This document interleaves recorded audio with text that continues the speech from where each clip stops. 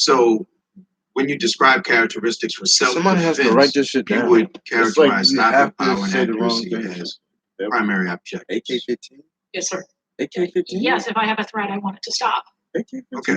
Now, let me go to Chief Brackney real quick with Noble. Let's take the gun, the FN-57, for example, which has 0 knockdown power, but its bullets will go through your shield, if you have an armor shield, and your vest. If it has 0 stopping power, what self-defense purpose does that gun, the FN-57, have? It would not. When you think about stopping power and the risk of being on the other end or the receiving end of high velocity, high capacity rounds and things that can go through them, you want to think about accuracy. I do appreciate the story about a mom having the ability to be very accurate and to have a very tight capacity in putting rounds into place. So think of the damage that if my mom, who's 78, God bless her, if she decided she wanted to be extremely accurate, what about the person who's very well intentioned? How accurate could they be? How quickly could they be, and the damage that they could do? Very well intentioned. Let me also ask, because I know that our law enforcement every day stop people who are citizens of the United States, but who also answer to another calling and cause called sovereign citizen. And if we just take my district, since I've been in Congress, I've lost 5 officers who were overpowered by perpetrators because they were better armed than my police officers, one of which was in Baton Rouge, Louisiana, both within, we can argue over assault rifle, how we determine it, but let's just for purpose of this hearing call them weapons of mass destruction. Because there are 3 officers in Baton Rouge whose families will never see them again, and 2 in St. John Parish who will never see them again, because in St. John Parish, it was a traffic stop that initiated, and sovereign citizen does not recognize law enforcement's ability to stop them. So they exited the car with the trailer with a assault weapon, ambushed the officers, and they never had a chance. If we go to Baton Rouge, the officers responded to the call, knew the perpetrator was dangerous, but they had handguns. He had a long gun wearing body armor, and they never stood a chance. So in the sense of patrolling, and I guess I'm trying to make a balance in between that need for a weapon of mass destruction and the need for self-defense, because I think of my family.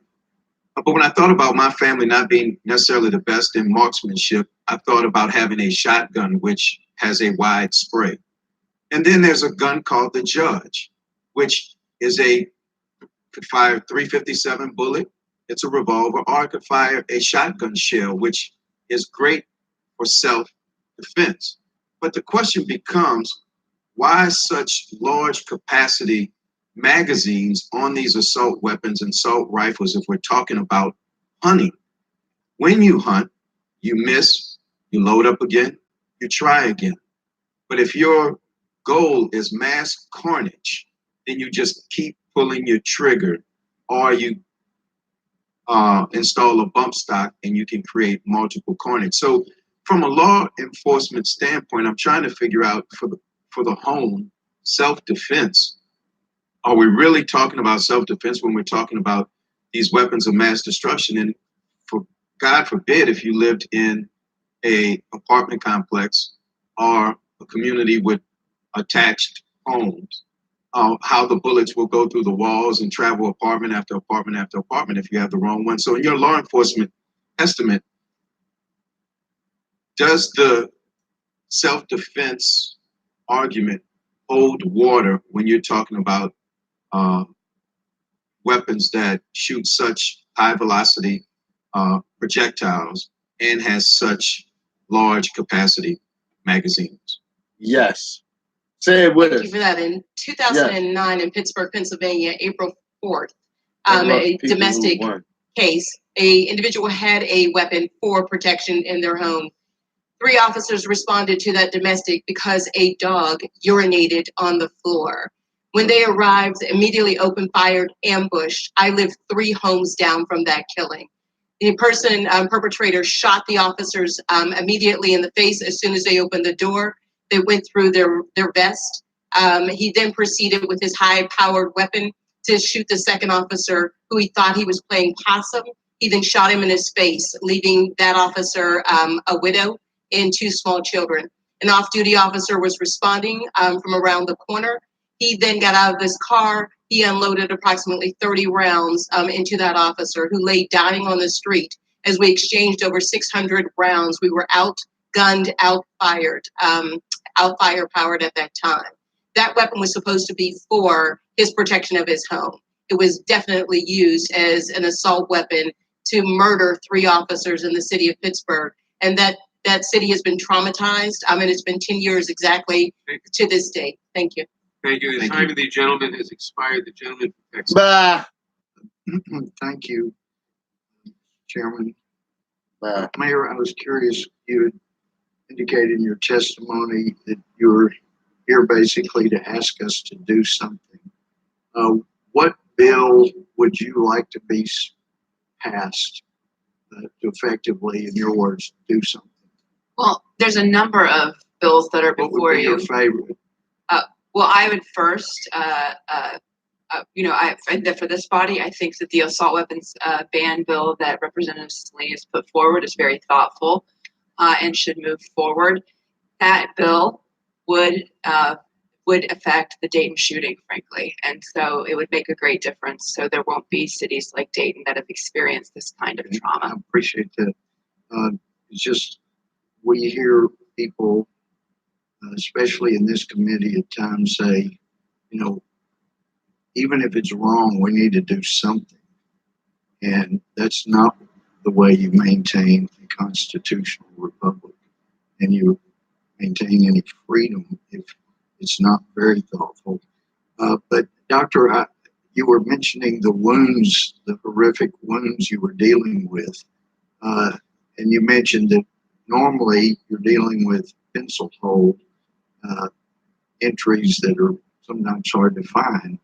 Well, those pencil hole entries are normally made by the .223 caliber, just barely a hair bigger than a 22. Isn't that right? You were looking at more like a 308 because it was more similar to an AK-47 one, correct? I don't know the types of weapons. Nomenclature, yeah. To be From honest. my understanding, it was basically a manufactured AK-47 that is much, much bigger than the AR-15, which is a .223 round, just barely bigger than a 22, whereas the AK, the nomenclature in the Army, they call it 7.62, but basically like a 308. And those can do devastating damage. And my understanding is that somebody privately made that and sold it.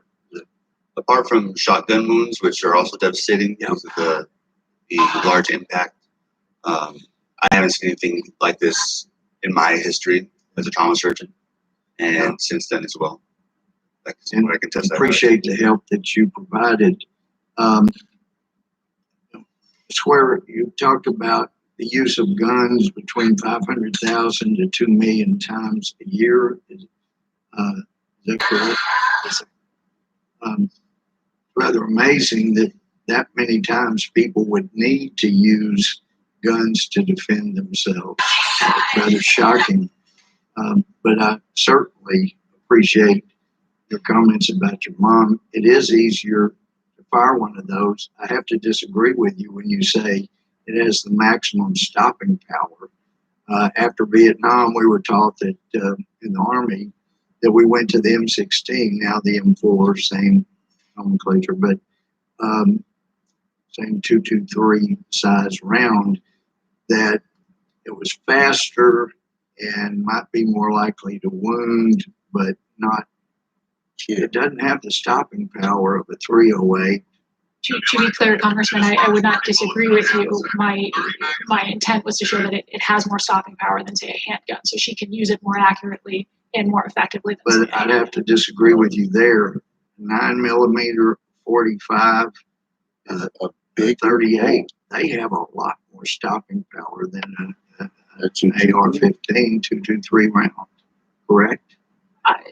I would disagree with you in some cases with You don't regard think to a that. bullet hole from a 9mm would do more damage than a 223 round? I would say I would much rather have a 9mm than no firearm, but That's not the generally question. speaking, it's a combination of both stopping But don't power you and acknowledge that your mother was more comfortable with the 223 because it doesn't have the kick? It's not as intimidating. You can refire it more easily. Correct? yes, but part of that is also just the inherent setup of a rifle. It's a more stable We've base. seen the gun stats go back and forth, or crime rather, go back and forth over the years. And it seemed to me that it was related to putting criminals in jail, being tough on crime, the pendulum swings back. But now it looks like the pendulum is swinging against law-abiding citizens for the first time. And that really is a concern. I yield back. Gentleman yields back. The gentleman from Georgia. Thank you, Mr. Chairman. 25 years ago, we passed a law that 25 prevented years the ago. manufacture or sale of 25 assault years weapons ago. for ordinary Americans, and it made a 5 difference. years ago. Mass shooting It sounds fatalities like you dropped singing when you 70% between It sounds like you 1994 got and a chick to 2004. But 15 years later, Congress failed the American people by allowing the assault weapons ban to sunset. That was in 2004. And since then, we've had repeatedly failures. We've had repeated failures to make even modest reforms to unfettered gun access in the United States. Because of our 15 years of inaction, we are now living a tragedy of repeated horrific events interspersed with lulls where American ideals of freedom and safety and justice crumble before our very eyes. And for what? Because folks are afraid of the NRA? There's a time for moderation, for cautious, restrained debate. But that ended when Sandy Hook happened, when Parkland, Post Nightclub, El Paso, and Dayton happened. Now is a time for justice to reassert itself as a guiding American principle, and it's time for Congress to do the right thing. According to recent polls, 7 out of 10 people are in favor of a ban on the manufacture and sale of assault weapons. There's broad consensus on this issue because it makes sense. We've done it before and we can do it again, and I look forward to hearing from our panel of esteemed witnesses on this important topic. Now, the Protection of Lawful Commerce in Arms Act was passed in 2005, the year after Congress allowed the assault weapons ban to expire. And the Protection of Lawful Commerce in Arms Act prohibits people from filing wrongful death lawsuits against gun manufacturers and gun dealers. And the families of the Sandy Hook victims took Remington Outdoor Company to court for mass marketing assault weapons to civilians, specifically for mass shootings. It took the case 5 years just to overcome a challenge under the PLCAA. And that was one of the success stories. What we don't see are all of the assault weapons cases that are not brought into civil court because of PLACA. Now, Mr. Chipman, how does the existence of the Protection of Lawful Commerce in Arms Act prevent victims and their families from seeking justice? It blocks them from holding an industry accountable before a court of law like every other business in America is held accountable. Industry. Civil suits often just act money. as a regulator to prevent negligent acts by companies that otherwise have no regulatory incentive to act in the best interest of consumers. Not just negligent acts, but intentional acts and fraudulent acts cover it up. Do you believe that assault weapons companies are taking steps to avoid negligence when they manufacture these devices and sell them to civilians?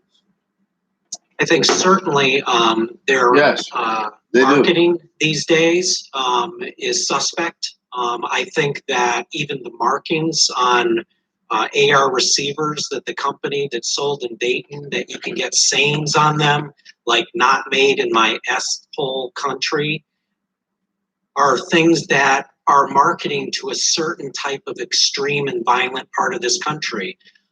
We've seemed to balance this with cigarettes, allow people to lawfully smoke, but protect our nation from marketing that would put people at harm.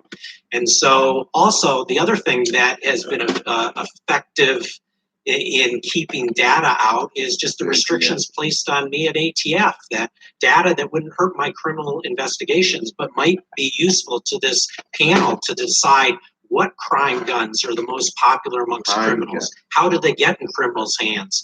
You don't have access to that data. It's blocked.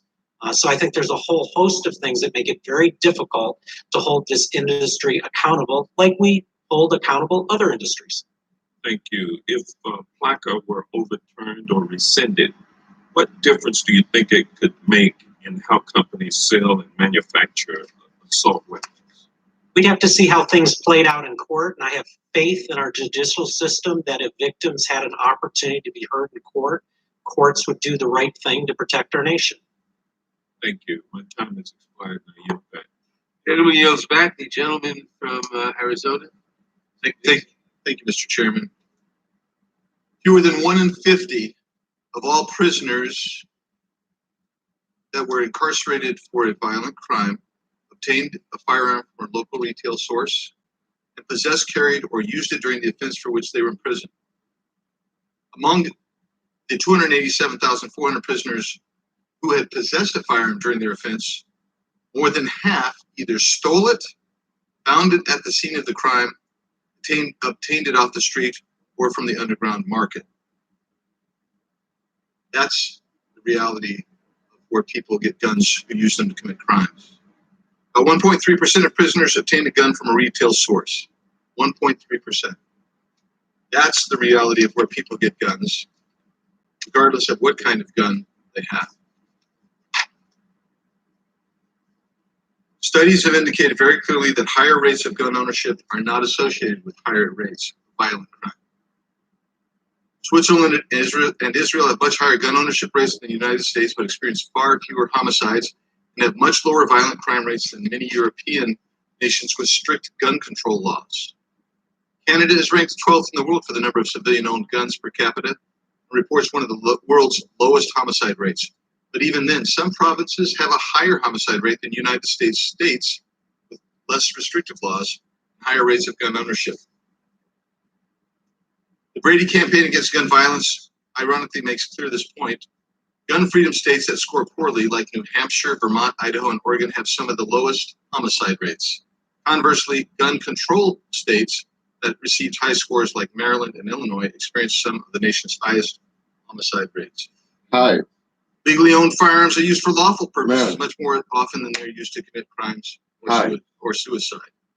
In 2013, President Barack Obama ordered the Center for even higher existing research on gun violence, and this is what they found. According to the CDC, self-defense can be an important crime deterrent. Semi-automatic rifles, such as the AR-15, are commonly used in self-defense, especially in homes of law-abiding citizens, because they're easier to control than handguns, more versatile than handguns, and offer the advantage of up to 30 rounds of protection. Here are some examples of situation. AR-15 has been used to save lives on. Thank you for example. Oswego, Illinois, 2018. A man with an AR-15 intervened to stop a neighbor's knife attack, cited larger weapons intimidation factor as a reason why the attacker dropped the knife and ended the attack, saving the purported victim. Catawba County, North Carolina, 2018. A 17-year-old successfully fought off 3 armed attackers with his AR-15, saving his own life. Houston, Texas, 2017. A homeowner survived a drive-by shooting by defending himself with his AR-15. Broken Arrow, Oklahoma, 2017. A homeowner's son killed 3 would-be burglars with an AR-15 in what was found to be justifiable self-defense. Texas, 2013. A 15-year-old boy used an AR-15 during a home invasion to save both his life and that of his 12-year-old sister from a violent armed intruder. Rochester, New York, home intruders fled after facing an AR-15. Ms. Mueller, you served as a law enforcement officer during the time that the previous assault weapon ban was in place from 94 to 2004. Did you see any impact anecdotally on your safety as a law enforcement officer or on those who were sworn to protect and serve? I have previously testified that I did not see any before, during, or after, and I'm listening to these numbers, and I would like to follow up on the 70% less likely to occur during assault weapons ban. I don't understand that, and I don't understand why we would have allowed it to sunset if it were an effective policy. Yeah, well, it was contested, and as reported, the CDC did its own study and didn't come up with the same conclusion. So, is there anything else that you heard today you'd like to respond to? Oh, there's a lot. Press on then. I have 26 seconds? Yep. Okay, I would like to, Congressman Richmond's already gone, but the 5.7, the FN 5.7, a little bit of education there. It shoots flatter. As a woman, it's less recoil. I love this little gun. It's not a 57, it's a 5.7, and it shoots flatter so I can be more accurate at longer distances. And with the minimal recoil, and it holds 30 rounds for a pistol, that's good. It's got kind of a weird grip, but that allows me to protect myself better. This is probably, and it does have knockdown power, yes, but my goal here is to educate people. We are law-abiding, responsible gun owners, and please don't legislate the 150 million people just like me into being criminals. Like, because almost it has happened. You've already done it. The legislation on bump stocks. I was a bump stock owner, and I had to make a decision: do I become a felon, or do I comply? And like that gentleman that just got escorted out, I will not comply with the assault weapons ban. Thank you. Gentleman's time has expired. The gentleman from Florida. Thank you, Chairman Adler, for calling this important hearing today. Thanks to all the witnesses for your testimony. Welcome to all the advocates. I'd especially like to welcome my constituents, Fred Guttenberg, father of Jamie, and Robert Chentrup, brother of Carmen. I ask unanimous consent to include statements from Jen Guttenberg and Ryan Servaitis into the record. Seeing no objection, I'll move on. Jen is the mother of Jamie Guttenberg. Jamie was a vibrant, beautiful 14-year-old freshman at Marjory Stoneman Douglas when she was killed with an assault rifle in her school on February 14th, 2018. Jen said that on that day she lost her best friend and now must live with the image of her child running down the hallway, running away from an AR-15. Ryan was a freshman and survivor of the MSD shooting. He and others went on to found the March for Our Lives movement. Some of those students are here today, and I want to welcome and recognize them. In his testimony, Ryan said, "I'm not just asking for change, I'm begging for it. Not because I don't want to live in it, because I don't want to live in a country where every other day I read about another community destroyed, another group of innocent lives ripped away from us. As Americans, we owe it to ourselves to do better, and we can." I have all kinds of questions that I wanted to ask, but here's my response to what I've heard today. We've heard over and over about the people who need to have these guns because they're easy to hunt critters, because they can be used for self-defense. These guns can also be used to hunt people. And I've been carrying around this piece of paper since February 15th, 2018. I'm going to read what's on it. Alyssa Alhadeff, 14. Scott Beagle, 35. Martin Duque, 14. Nick Doret, 17. Aaron Feist, 37. Jamie Guttenberg, 14. Chris Hickson, 49. Luke Hoyer, 15. Gina Montalto, 14. Carol Loughran, 14. Joaquin Oliver, 17. Elena Petty, 14. Meadow Pollock, 18. Helena Ramsey, 17. Alex Schechter, 14. Carmen Chentrup, 16. Peter Wang, 15. Every one of those 17 who were killed at Stoneman Douglas will never be older than that age on the day they were killed. I understand the importance of the Second Amendment, but how it is that we can have a hearing where one of the witnesses compares these weapons to shoes is just beyond me. We're going to give a list. I've got another list. How about this list? Dayton, 9 killed, 17 injured. Las Vegas, 58 killed, 422 injured. Orlando, 49 killed, 53 injured. Sandy Hook, 27 killed, including 26 and 7-year-old babies and 2 injured. Sutherland Springs, 26 killed, 20 injured. El Paso, 22 killed, 24 injured. Pittsburgh, Tree of Life, 11 killed, 6 injured. And at Stoneman Douglas, there were also 17 who were injured.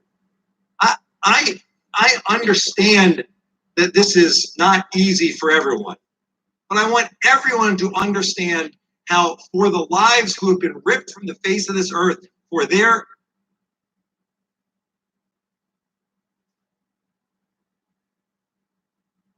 families,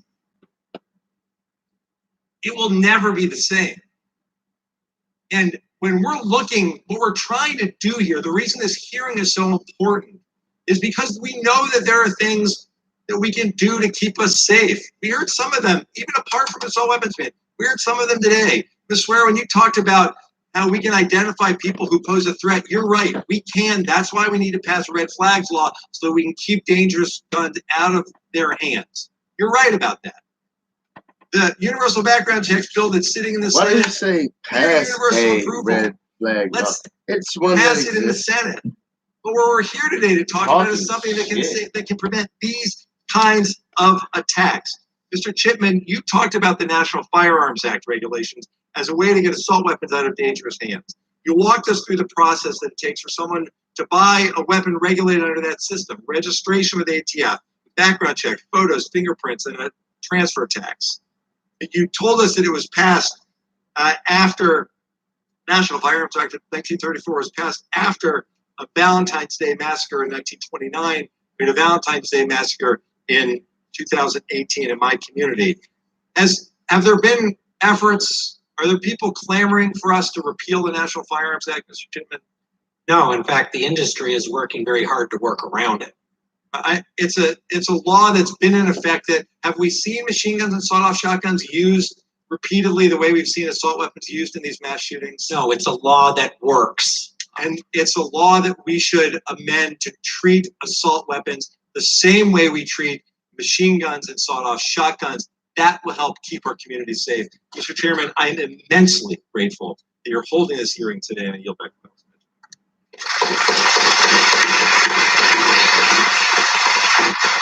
There should be no, rules of the House provide there should be no demonstrations of approval or disapproval from the audience. Without objection, the documents referenced by the gentleman from Florida will be entered into the record. I now recognize the gentleman from Ohio. Thank you, Mr. Chairman. Ms. Swear, I pronounce that right? Yes, sir. All right, Ms. Swear, define the type of guns the Democrats want to ban. It appears to me common semi-automatic firearms that just happen to have certain features like pistol grips and barrel shrouds, even though they are functional. What's up with her and her equivalent of evil other eyes? commonly owned She keep having semi-automatic evil firearms. eyes. Semi-automatic weapons with a magazine capacity of 10 rounds or more with scary features. Is that right? Yes, sir. That is my understanding. How many types of guns does that entail? Is that a lot? A lot. Yes, sir. All kinds of them. Yes, sir. I think in your opening remarks you talked about scary features, but they're just This features. is my They don't. man's way. I don't. Yeah.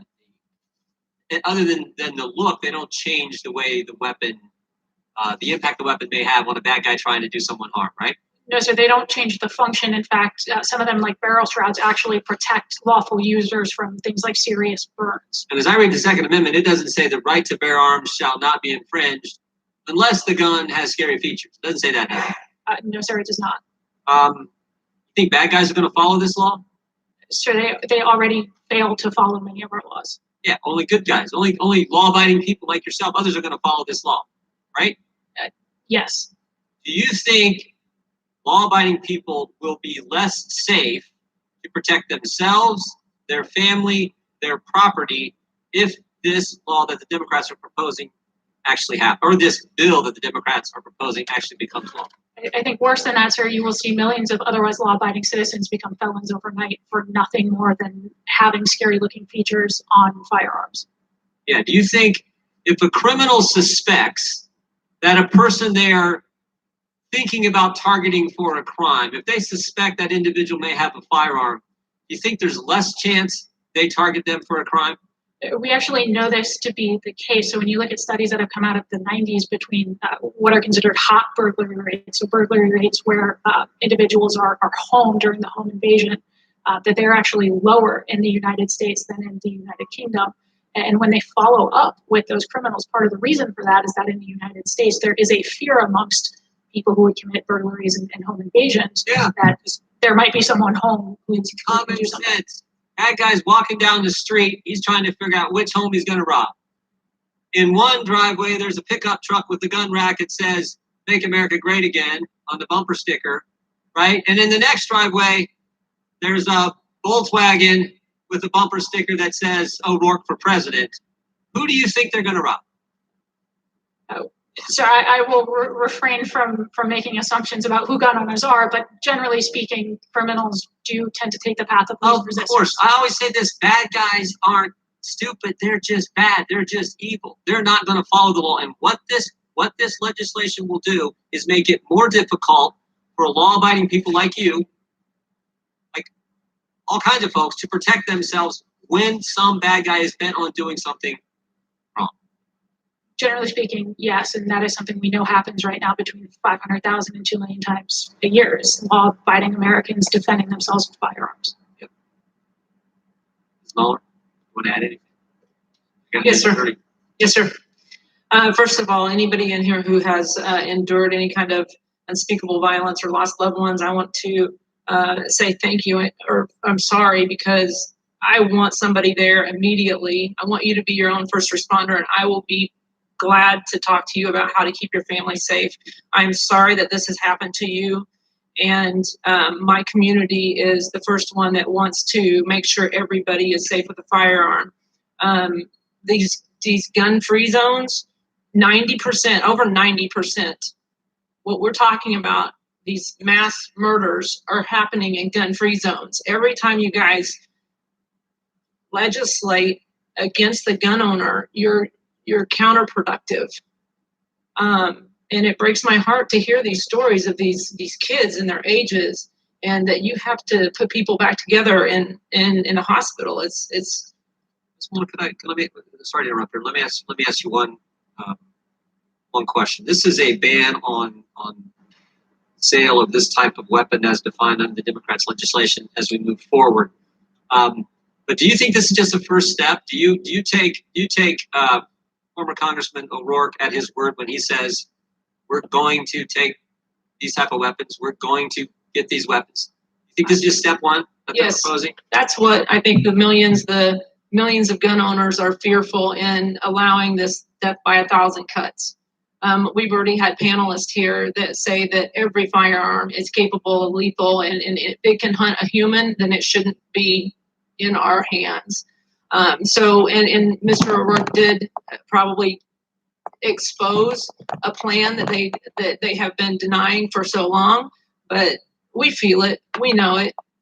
You can say it and call it whatever you want, but we know it's a slippery slope. Time of the gentleman has expired. Gentleman from California. Thank you, Chairman. And I want to thank the gentleman from Rhode Island, Mr. Cicilline, for bringing this legislation forward. Dr. Rios Tovar, thank you for your work in the community. And it was hard to hear the story of the first patient that came to you that day, but was it a scary looking feature that caused the death of that patient? No. I don't know what that gun looked like. Thank I just know you. what the bullet wounds look like. Thank you. And I know that when you have a high capacity magazine, whether it's a semi-automatic rifle that you are reloading multiple times, you have the capability to have devastating injuries to multiple casualties. Would you agree when you put a pistol grip on a long rifle where the round already has high velocity, high energy, you can take the least skilled shooter and they can indiscriminately spray a crowd, and a wound like the one that you had to attend to can occur. I could assume so. It can't. It reminds me of He's just talking about victim whose case I prosecuted in Oakland, where the victim was shot in the back of the thigh and he succumbed to the wounds. And his mom asked me, she said, "I don't get it. You would think if you're shot in the leg or the arm that you would survive. That's where you'd want to be hit." And the ballistics expert and the autopsy doctor said, actually, no, because it was a long rifle round and 40 rounds were fired at him and he was hit just once. Just like the victim you attended to, it leaves very little chance of survival. Mr. Chipman, also thank you for your service to our country. And I read your testimony, and it seems to me that you support a ban on the future sales and manufacturing of assault weapons. Is that right? Yeah, similar to what we did in 1986 with machine guns. And I hear you, and I agree with you as far as the National Firearms Act and making sure that they're registered. But would you agree that we want to ban future sales and manufacturing because it's a dangerous weapon different than a long rifle used for hunting, or a pistol used to shoot for sport, or a shotgun used to protect someone in their house? That this is just a different weapon. Yes, they're particularly lethal. And so I guess my concern is, because I want this bill to pass, I will vote for it to pass.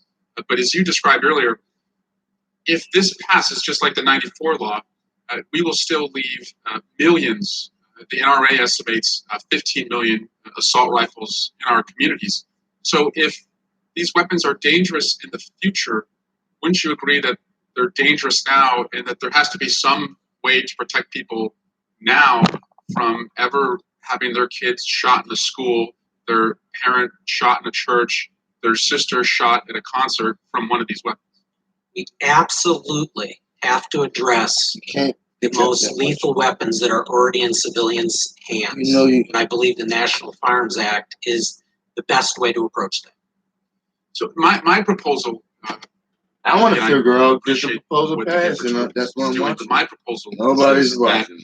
If it's dangerous in the future, it's dangerous now, and that it would be very hard for us to pass this legislation, and then, God forbid, there would be a mass shooting. And after there was a celebration on the House steps, that a weapon that was grandfathered in was killed to take dozens of lives, and we would have to explain to victims that we allowed those weapons to stay in use. And I also think it would create confusion among the public.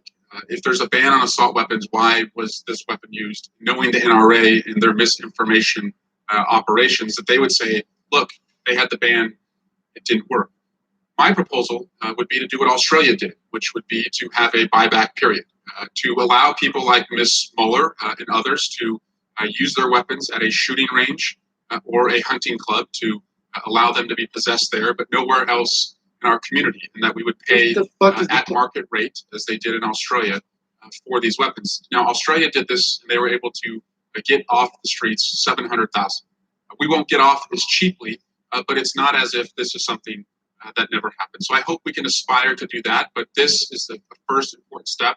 And I thank all of the witnesses for participating, and I thank all of the families for being here, because the families have picked themselves up from unimaginable grief. Who's on the left, make it for me.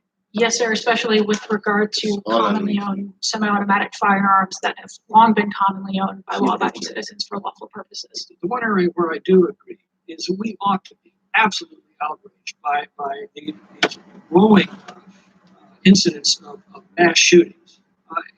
We didn't have problems like this, certainly not at this magnitude of frequency 50 years ago. So I think it's important to ask what policies have changed in those 50 years. That made it different. It seems to me there are three. 50 years ago, we used to execute murderers. We've largely stopped doing that now. Could that have something to do with it? I am not familiar with whatever studies you may be referring to with regard to capital punishment and mass shootings, but I do know that there are bigger factors underlying mass shootings. We used to put violent criminals in prison until they were old and feeble. Now we have early release programs, sanctuary laws that are releasing dangerous criminals back into our communities. Could that have something to do with it? with regard to mass public shootings, that's unclear, but with regard to gun crime in particular, it is the case that a lot of gun crime is perpetrated by people with long histories of previously violent behavior. And get back out and then do it again. And say the word, bitch, when I get out. I'm dangerously mentally ill when we identify them in mental hospitals, where we could treat them and prevent them from harming others. In fact, in 1958, my state of California, there were 37,000 they got damn key. That really sounds like the white side of others. Unfortunately, that'd be over 100,000 today. But today, we only can find 7,000. The rest of them are on the streets. Could that have something? Well, without meaning to come across as demonizing all mentally ill No, and I individuals don't as mean to dangerous, suggest that all mentally there ill is people are dangerous, but some mentally ill people are dangerous. Those are the ones that we can find.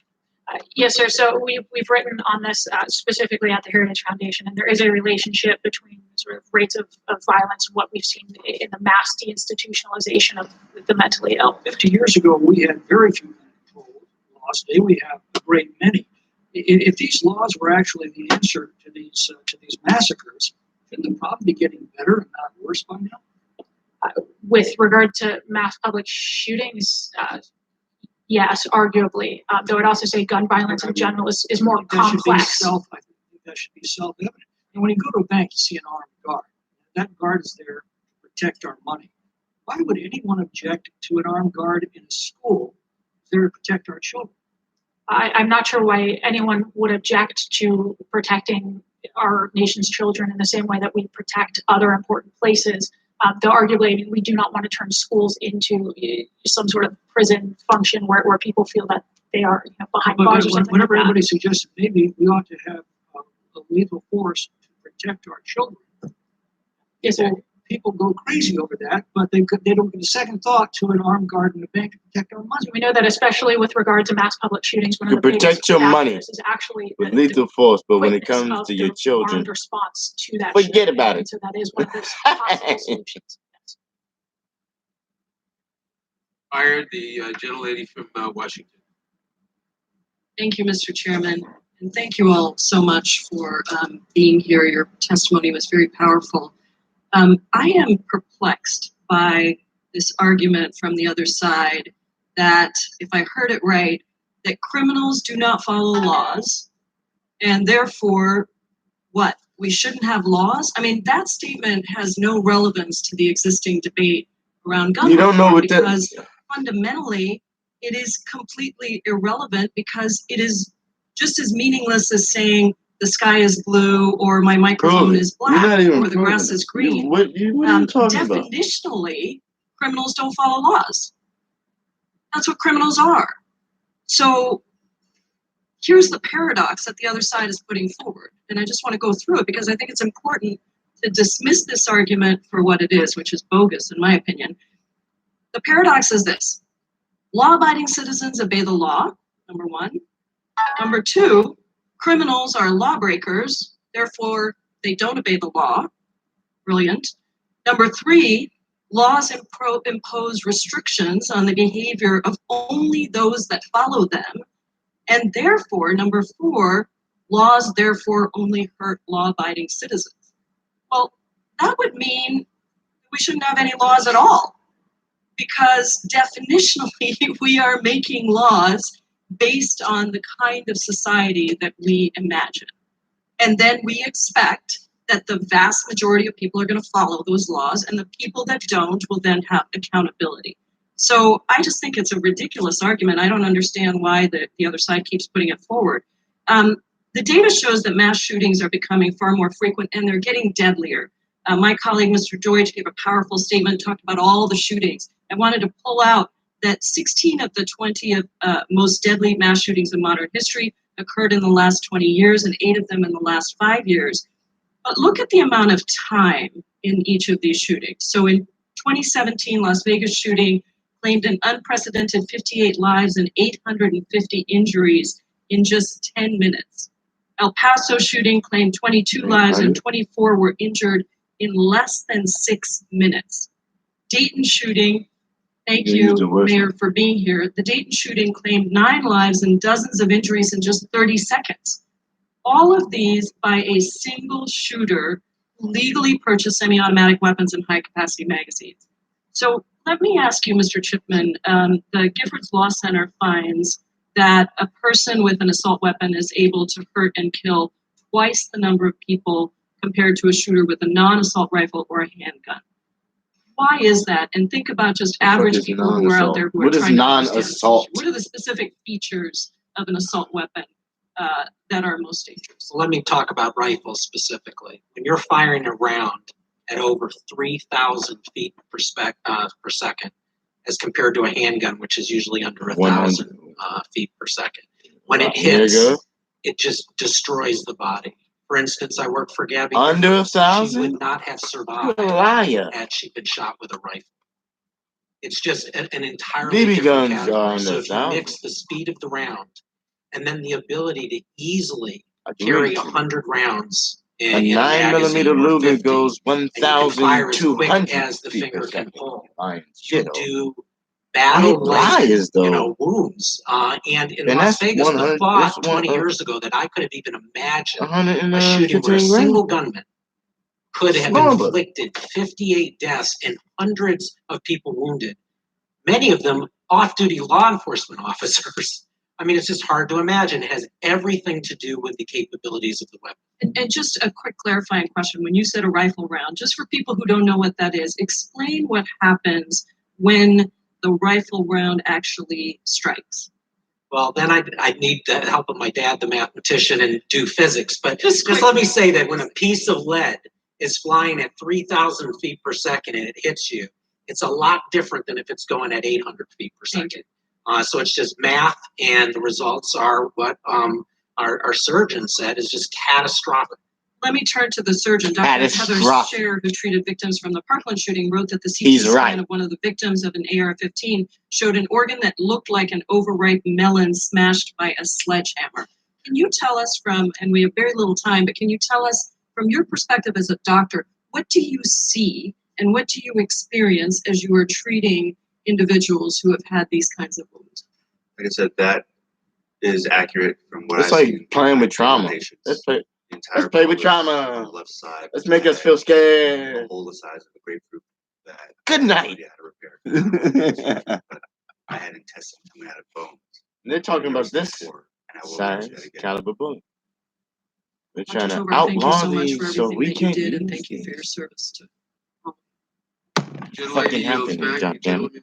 You knock on my door, you're getting a whole 30 Mr. Chairman, I rounds. want to thank our You're witnesses getting another for being here 30 today. rounds. You're getting 25 and Horrifying acts 25. of mass Then you're violence gonna that get our another country's 20. witnessed in recent years are Then totally I'm gonna unacceptable. start As all over. defenders of the You another Constitution, we 30 cannot rounds. tolerate the spread of violence and hatred in our nation. Unfortunately, today's hearing seeks to villainize one of America's most popular firearms instead of looking at real solutions to prevent acts of violence from occurring in our communities. I got 330. From 1991, when violent crime was at a record high, until 2017, I got so the nation's many. total violent crime rate decreased 48%. Meanwhile, Americans bought more than 11 million AR-15s during that period. It's clear that the majority's underlying objective in holding this hearing is to rationalize why the federal government should keep guns out of the hands of law-abiding citizens. Democrats want to paint the AR-15 as a weapon solely used for war, when in reality, millions of men and women own these firearms and use them lawfully every day. Americans have chosen this modern sporting rifle as their firearm platform of choice. Recreational shooting, self-defense, hunting, and educating the next generation about firearms and safety. Our families, our neighbors, and our communities will not become safer if we confiscate firearms from innocent law-abiding people. In fact, by restricting the fundamental freedom that allows people to defend themselves, Democrats will endanger the lives of millions who will no longer be able to adequately protect their families. As members of Congress, it's our duty to ensure that we are protecting the American people by defending this document, the Constitution, and the freedoms that are enumerated in it. Our republic was founded on the principle that government will not impede on these rights. We must uphold that here in this committee. So I'll ask Ms. Swearer if there's anything that was said today that you would like to respond to. Thank you, Congressman. There's been a lot that I wish we had the time to respond to, but I'll take just a couple of these in order. I think there's this sort of misunderstanding that, if we could just get rid of AR-15s, that somehow this is going to result in this massive reduction in gun violence deaths. And again, it dramatically misunderstands the underlying factors of gun violence in this country. 2/3 of gun deaths are suicides. That doesn't matter, frankly, whether you have an AR-15, which is rarely used in suicide, or a handgun or a shotgun. It's essentially irrelevant if you just replace the firearm. When we're talking about mass public shootings, we're talking about something. It's like you go to a sleep. That's like to communities. Look at their eyes. A fraction of a percent of gun deaths every year, and we're talking about switching out the literally caliber. Look at them. For They're something literally, that is it's like they're in a cult. They start looking at each but now other. just doesn't have a barrel shroud. Start breathing. And saying Start that this somehow is getting going to all save bug-eyed. this large number of lives every year. We're Look looking at their for the eyes. They wrong go black. problems, and so we're coming up with the And wrong it's solutions. like they're And these are getting. things that even if fully effective and not substituted with other types of firearms, You can't. we're talking about a bare Look at the minimum lady doing it. of actually Oh my impacting God. rates of gun violence. We have to be looking at more meaningful factors than things like pistol grips. And that's something we can work on together if we would stop looking at scary features. Because she got an AI. She got an AI. 2 females up there got AIs. Y'all not taking them joints. Yeah, thank you. What she say? Just like the other fella. I will not comply. Understand everybody in this room wants to make a difference and that we want to be safe. White. We You want gonna to be pull up safe. on a white lady and Firearms tell owners want her, to be give safe, me your and I gun? hope you heard You gonna in shoot my her? oral and my written testimony What if she better than that you? the firearms You know what I'm industry saying? is driving What if she a sharpshooter? solutions. What if she And under if competition? you What you are gonna do? really interested in What if having she that just learn how to conversation, shoot? that's why I formed the We DC got project, real is good. to come and make relationships and help you be a resource for, let's go to the range and let's really understand what those firearms are and who that community is and They how only they wanna use go to them. the Those are range your and- no. constituents as well. I'll What you say say? it Let's again, go. Eddie You can Eagle, tell he worked at Project the Child ATF. Safe and Kids Safe He ain't got Foundation. shit to do with Those are shooting teaching guns. your kids how to Don't. responsibly look at He's a pencil firearms. pushing Doesn't mean they ATF have ass to shoot agent. them, but they need to know that it's just like a swimming pool. You teach your kids how to swim. You don't want them to go across a body of water at some point in their life and not know how to live. We want to. We're with you. We want you to be with us. Thank you. Chief Brackney, you said something earlier that gave me pause. I want to give you the chance to amend your statement. When you said any weapon that can be misused to hunt a person should be banned. Yeah, that applies to all weapons. Oh, Is wow. it your contention that all weapons should be banned? Time the gentleman has expired. The witness may answer the question. Thank you. I think there's opportunities for quite a few of us to amend our statements, Senator. But yes, weapons that are misused should be considered. And we're looking at percentages of individuals that are injured based on weapons. The fact that we're willing to boil it down to simple numbers when it's actual lives, and to say that it's a percentage of or a consideration of a percentage of, we actually should be ashamed that we're willing to sacrifice the lives of individuals for data points. I think we should all be able to come to Anyone in Charlottesville to have a weapon? Actually, had we banned or been able to ban some of the assault weapons coming into Charlottesville, I think we could have had a very better response from law enforcement or even Virginia Beach. Thank you. The time of the gentleman has expired. The lady from Florida. Thank you so much, Mr. Chairman, and thank you to all of our witnesses. And he only had for 2 being here minutes. today. I mean, he only trying had to 6 get my thoughts together because Oh I'm my very gosh. amazed at some of the This is things the that I've crazy heard, lady. particularly Oh, never from mind. the other side of the aisle. Mayor Whaley, thank you for being here on behalf I just of can't the people stand that you represent. You're scared doing people. exactly what we would expect you to do. And the funny as a thing mayor. is, when I start I telling know the your truth chief is about, here as well. Thank you, Chief. when I for start telling the what truth you about and guns the and people don't know men and nothing about women guns, that you they just represent, ask me basic do as things well. like, were you in the military? I was a law Like, enforcement officer. I spent 27 years. did you shoot a rifle? Gun owner. My father was A gun a owner? hunter. A hunter, shit. I'm from Orlando. Florida. 49 people. We heard a lot about law-abiding citizens. Like us. Those 49 people who were in the Gunned down. nightclub that night were law-abiding citizens. And they were not protected. At all. No 49 gun. of them lost their lives. 53 others were injured and will never be the same. And that does not include those with invisible wounds. Right. One of my biggest fears as a police chief was worrying about the men and women who do the job Being going home outgunned. at the end of the night. Because if we can't protect them, if they're at risk, then we know the average citizen is at risk. I always knew they were going to be outmanned Right. because law enforcement always is, but Right. certainly worried about them being outgunned. Right. I've gone to more than my share of law enforcement officers' funerals. Right. We've got to do something about the number of mass shootings that has occurred in a country that we say is the greatest country in the world, a country where we say life first, liberty, and the pursuit of happiness. My colleagues on the other side of the aisle have offered nothing as a solution. I'm interested in hearing more, Ms. Muller, about your program. I wasn't familiar with that. Chief Brackney and Ms. Rand, you said nothing. That assault weapons account for 1 in 4, 1 in 5 Nothing. officers killed in the line of duty.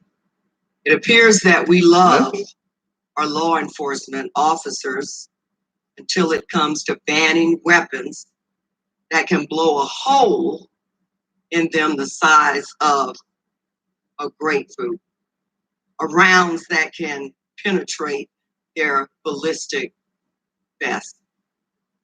Chief Brackney, I'd just like for you to talk a little bit about rounds that can command the burden of keeping them safe, and really, why are you here today? Thank you, and I appreciate your service as well. She was a chief. You ain't no chief. For me personally, Just having regular experienced police. 3 officers die by an assault weapon, knowing there was nothing we could do to protect them, knowing that one of our officers was lying there Then get a gun like them. saying over the air that he loved his wife, to let her know that was his only love.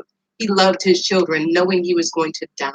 And we could not get to him for hours as he lay there dying and bleeding out as a result of that tragedy. I'm here because, as we know, Charlottesville experienced tragedy at the hands of hate. And when you have the type of weapons that can be brought into a community that can devastate an entire community, we're going to start having I actually would be stabs, ashamed of any former law enforcement officer who said, I will refuse to comply with a law that they were uphold or swore to uphold themselves. No, it's I a say to creative each law. and every one of you, Bye. if you have to go home every night thinking about where your team, where the people who are out there come home alive every day, if you had that burden to bear, I already you do. can see the secondary And it's trauma about illegal that's forced stuff. upon families, not just the initial trauma, Bye. as they look out the doors to see if their parents are coming home, whatever that person is who's willing to give their life for a stranger. We talk about what greater love is that. We don't ever amend or talk about that we've restricted your First Amendment rights. You can't say anything at any time. And no right is absolute. That's right. You So if we're willing anything, to anywhere, anytime. That's exactly right. And if we're willing to amend what you can say, why wouldn't we consider what you can amend that could cause a type of devastation in each and every one of our communities? So I just thank you even just for the opportunity to be heard today. Thank you so much, Chief. Thank you to all of you. Mr. Chairman, I yield back. Gentlelady yields back. The gentleman from Florida. Thank you, Mr. Chairman. The right of the people to keep and bear arms shall not be infringed. It says arms, plural. Not certain types of arms, it says arms. And I stand by the Constitution and I stand by the Second Amendment. The Second Amendment has absolutely nothing to do with hunting, although there's been a lot of talk today about hunting and hunting rifles. And it has everything to do with your constitutional right to defend yourself, your family, and others. This is step number 1. The Democrats plan to take away your gun. Step 1, ban a certain type of firearm that no one can properly define today. I have still not heard a proper definition of what it is we're talking about banning. Step number 2, now that we've taken your semi-automatic rifles away, now we will take your semi-automatic handguns away. Step number 3, now that we've taken all your guns and the government only has their guns, now we've turned into Venezuela and Cuba. There is absolutely no difference in the functionality of an AR-15 and a semi-automatic handgun. None. Absolutely no difference. And we heard the ATF individual talk about as fast as you depress the trigger is as fast as a round comes out. As fast as you depress the trigger on an AR-15 is as fast as a round comes out. As fast as you depress the trigger on a semi-automatic handgun is as fast as a round comes out. The weapon I was issued when I did serve in armed conflict was much different than what is available commercially today. The M4 that I was issued in the United States Army in service of Operation Iraqi Freedom had a selector switch on it, 3-round burst and fully automatic. That weapon of war, which is the terminology that the left likes to use, is not available to the general public. The general public cannot go and buy the weapon that I was issued when I served in Operation Iraqi Freedom. And this term assault rifle is a fiction. It doesn't exist. AR stands for Armor Light, which is the company that actually manufactured the original AR-15. There is no such thing as an assault rifle. Just like if I threw my cup at somebody here and it killed them, that would be an assault cup. If I use my truck to run somebody over, I guess that would be an assault truck. So we're using a fiction to demonize a certain type of weapon. So, Chief Brackney, I have a question. Let them all roll their eyes. True You can, I can feel a room of eye charges roll. around every time that you depress the trigger. Is that correct? Yes, that's correct. Is it also correct that every time that you depress the trigger of your service revolver, that a round is dispersed? Is that correct? Yes, based on the social contract and the social compact that What? I have with society to police society. Social? That is correct, that when I discharge my weapon, that does occur. So it's your testimony here today that the functionality of an AR-15 and the functionality of a semi-automatic handgun is identical, because the moment you depress the trigger, a round comes out of the weapon. Is that correct? In the purest sense, yes, when you're pulling that, absolutely in the purest sense.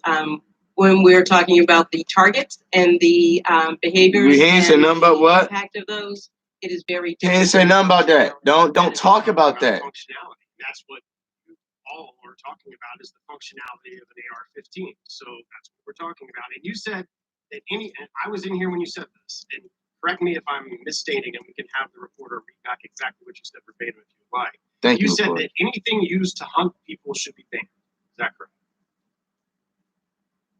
any weapon that can be used to hunt individuals should be banned. Okay, so you then stand for the proposition to ban any type of firearm, because any type of firearm could be used to misuse and kill people. As I stated before, with law enforcement in particular, there is a social contract that we have. Stop saying so about. You said No, you said your statement. And we got a social contract. Bye. So I'm clarifying.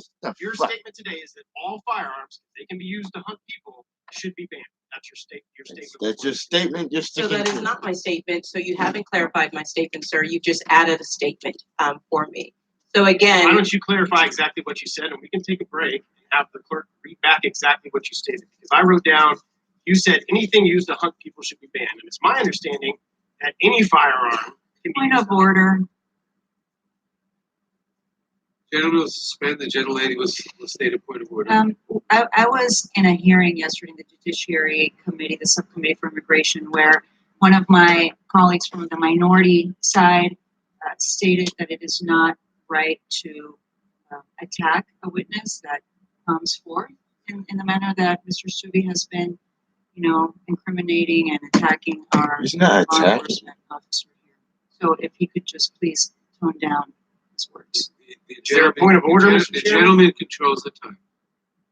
No, I had 32 seconds when she asked for a point of order. I would ask for that time to be back on.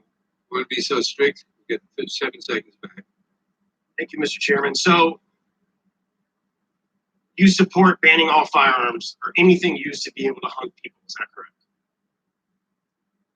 sir, you're actually conflating two. You just said support banning firearms or anything that could use to be hunt or that could hunt people. That was not my statement. What was your statement? My statement was, and please, I don't have it as verbatim as possibly that you do, that I do support weapons that are used to hunt people, that they be banned. So any type of weapon that can be used to hunt people should be banned. That's your statement. Could you repeat that? The gavel was going off at the exact same time. any type of weapon, which is what you just stated, any type of weapon that can be used to kill people should be banned. Sir, you're adding the word type. I said any weapons. So that's my answer. So thank you. Time of the gentleman has expired. Any weapon. Gentlewoman, Any lady weapon. from Texas. Any weapon. Thank you, Mr. Means Chairman. all Thank weapons. you for having this very important hearing that many of us have been Scary, waiting bro. for, and all the families trying and to- those that are here that have lost Any loved weapon. ones. Thank you for being here. I know that every Watch time your that we have mouth. to sit and listen to this kind of I testimony. think you can and the back literally and forth see the that witches. brings They so dress many all memories. alike. They have Let's know blonde that- hair. They that, they we wear feel your black. pain and They we're look like the really mountain ready of to do Zion. something about it. I know that earlier one of my colleagues said that the Democrats, even if it's wrong, we have to do something. It's the dumbest thing And you can say. I'm here to tell you that what we're doing is right. It's not only right for us to do it, I think our country demands it. Everywhere I go, this issue comes up, whether it's a town hall meeting with veterans or a town hall meeting with seniors. Everybody is concerned about gun violence, and not just with these type of weapons, but any weapon. I grew up poor on a farm in South Texas. I was taught to use a rifle and a shotgun at an early age. Both were used for hunting to put food on the table, Right. or Right. were always ready to protect us and protect our property. Right. I still, in fact, keep a shotgun at my home. Right. Fortunately, I've never had to use it. Right. To me, that's what guns are for hunting and protecting our property.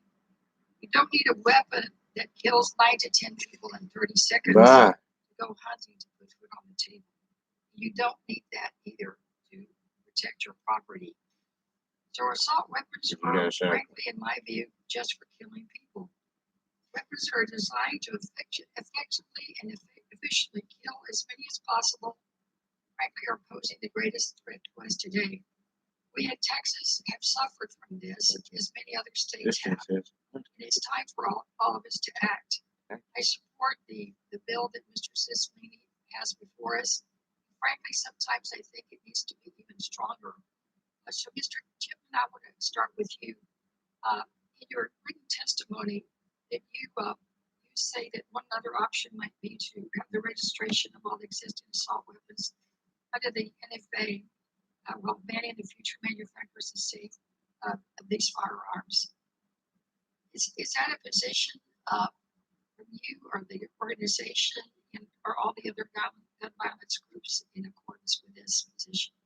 It's the position of Giffords, based on my 25 years of experience. I don't want to speak for other organizations about that, but it's based on my experience that a law, the NFA, was meant to keep the most dangerous weapons out of criminal